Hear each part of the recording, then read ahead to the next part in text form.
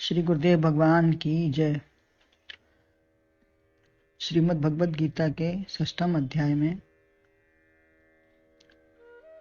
श्री भगवान के द्वारा बताई हुई आत्म संयम योग के विशेषताओं का विशेष कारण और उसका संयमन शरीर का सब बताते हुए अर्जुन का प्रश्न होता है कि हे भगवान, यह मन बहुत चंचल है, ये मेरे लिए साधना योग्य नहीं दिखता।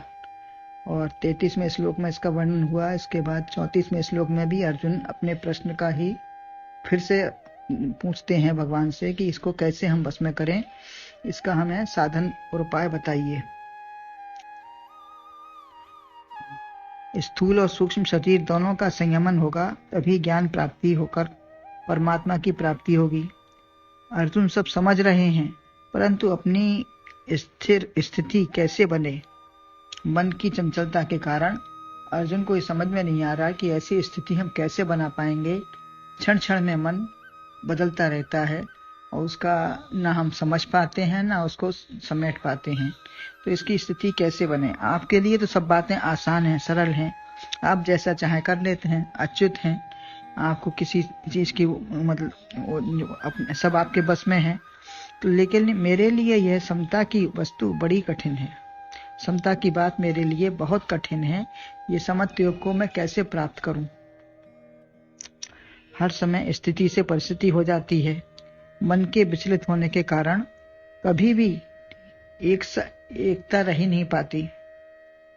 तो अर्जुन का प्रश्न है 34वें श्लोक में, चंचलम ही मन है कृष्ण प्रमाथि बलभद्रणम तस्याहम निग्रहम मन्ये वायुरिव सुदुष्करम।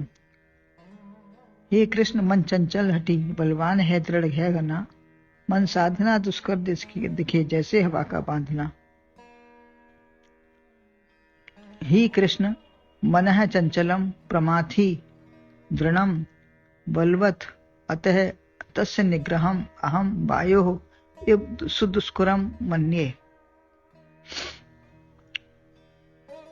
हे कृष्ण, बड़ा चंचल प्रमथन स्वभाव वाला दृढ़ और बलवान है ये मन। इसका निग्रह करना मैं वायु के समान बड़ा कठिन मानता हूँ। वायु क्षण से क्षण में कहाँ पहुंच जाती कोई नहीं जानता। कृष्ण, भगवान को उन्होंने संबोधन दिया कृष्ण का।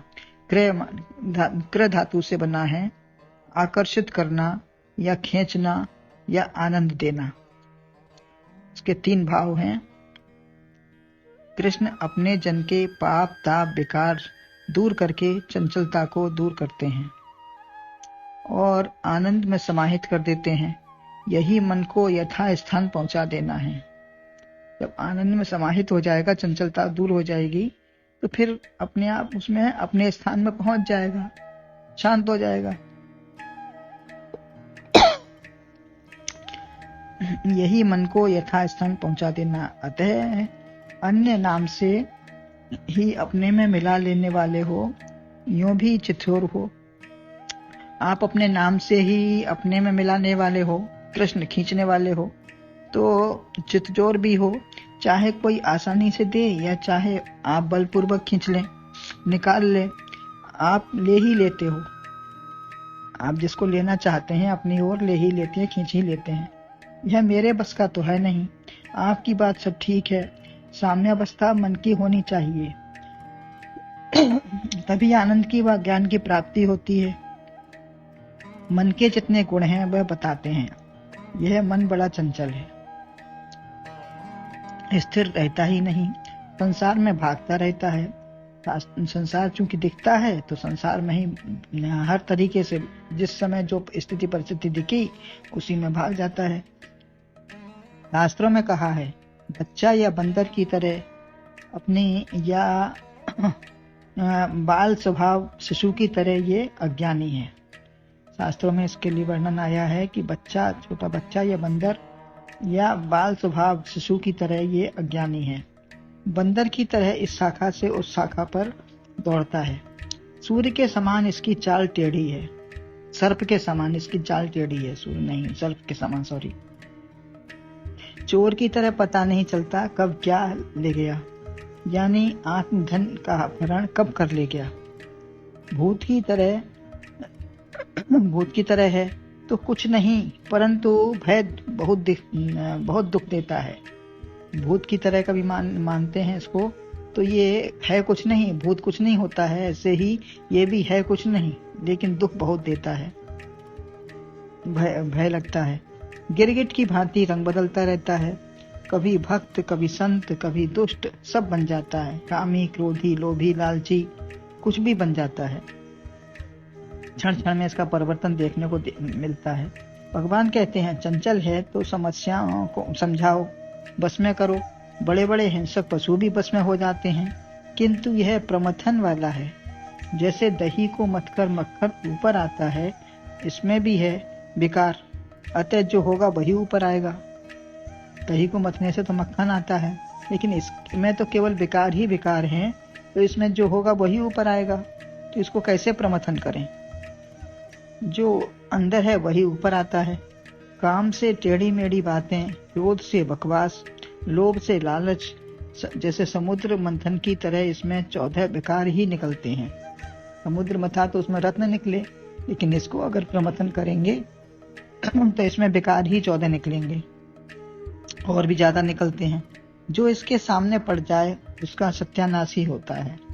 इंद्रियाणि प्रमाथिनी हरंति प्रस्बम्बना, दूसरे अध्याय में कहा है। यह इंद्रियों को ले जाता है या इंद्रियां मन को ले जाती हैं। इंद्रियां केवल एक का ही मंथन करती हैं, और आंख जैसे आंख ने देखा तो उसी ओर जाएगी, उसी का चिंतन करेगी। लेकिन जब मन के साथ हो जाती है आंख, तो सब इंद्रियां साथ हो जाती हैं। धीरे धीरे सब इंद्रियां उसका साथ देती हैं। कभी इंद्रियां मथती हैं और कभी मन मथकर अपने साथ ले जाती हैं। कभी इंद्रियां मन को मथती हैं और कभी मन अपने साथ, मन को भी साथ में ले जाती हैं मथने की। दोनों की साठगांठ से शांत बैठा मन भी विचलित हो जाता है। यह घोड़े के समान चंचल है। लगाम छूटने पर शरीर रूपी रथ को कहीं भी पटक देगा। इससे दुर्घटना कहाँ होगी पता ही नहीं। यह मथानी का आरा जो डंडा है, मन है। जो मथानी का आरा होता है डंडा, वो हमारा मन है, और उसमें जो फूल नीचे बना रहता है वो है इंद्रियां। फिर वह रुकता ही नहीं है। तो तुम्हारे हाथ मथानी, तुम उसके आधार अधिष्ठान हो, परंतु है बलवान। चाहे जहां बंद करके बैठा दो, 7 तालों में भी बैठा दो, पर पता नहीं चलता कि कब उठकर भाग गया। मन और बुद्धि में रस्साकसी होने लगती है, कौन छोड़ेगा? बुद्धि ने यदि रास्ता छोड़ दिया तो मन इंद्रियों सहित धड़ाम से गिरेगा। यदि बीच में से टूट गया तो दोनों ही गिरेंगे, तब बड़ा भारी क्षोभ होता है। दोनों गिरकर नष्ट भ्रष्ट हो जाते हैं। दृढ़ ही है, मजबूत है। मनवाना चाहो तो मानता ही नहीं।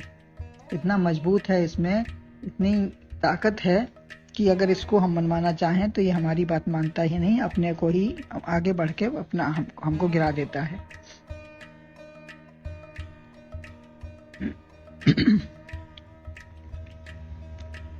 दंड से शांति से या लालच से, साम दाम दंड भेद आदि नीतियों से कोई बस में हो सकता है, अन्य किसी को बस में कर सकते हैं, परंतु यह शांति पूर्वक पहली बात मानता ही नहीं। ये किसी तरीके से बस में नहीं होता। जो मन में आया वह करना है, जो इसको करना है वो करना है। सत्संग की बात दोहराने को कहो तो नहीं। दंड दो, ऐसा करने से पतन होगा। अगर दंड से इसको समझाएं कि ऐसा करने से पतन होगा, ये मत चलो, ऐसा मत करो, और या दाम, यहाँ आने से बहुत कुछ सुधरेगा, लोग परलोक भी, तब भी नहीं मानता। मतलब दाम का लोभ दिखाओ, लालच दिखाओ, तब भी नहीं मानता कि ये सब सुधरेगा हमारा। भेद दिखाओ कि वासना बस मिथ्या संसार के चक्कर में पड़े हो, तुम सच्चिदानंद स्वरूप हो, परंतु इससे अलग होना चाहता ही नहीं। तो भेद भी दिखा दें कि ये सच्चिदानंद स्वरूप में तुम हो, अपने को पहचानो, जानो, उसके प्रयास करो, लेकिन ये संसार को छोड़ना ही नहीं चाहता।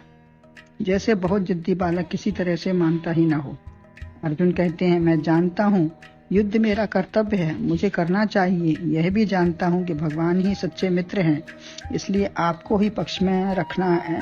चुनाव के समय मैंने आपको ही पक्ष में रखा है। मैं ठीक मार्ग पर था। दोनों सेनाओं के बीच में रथ खड़ा कराया। कितना शक्तिवान है, कौन कितना शक्तिवान है, यह जानने के लिए मैंने दोनों सेनाओं के बीच में रथ खड़ा किया, आपको अपने पक्ष में लिया, सब कुछ किया।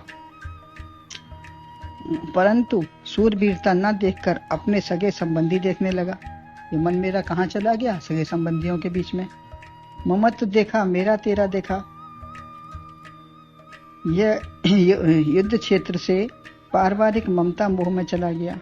युद्ध क्षेत्र में मैं खड़ा था, अपने कर्तव्य को भूलकर, और अपने पारिवारिक ममता में फंस गया। ऐसा पटका मन ने कि डरकर भय से पीछे ही हट गया। मैं पहले भी कितने युद्ध कर चुका हूँ, कितना मैंने विचार विवेक से काम लिया है, शास्त्र अध्ययन भी किया है। आपको भी कितना परिश्रम करना पड़ रहा है कि अभी भी आपके समझाए नहीं समझ पा रहा हूँ।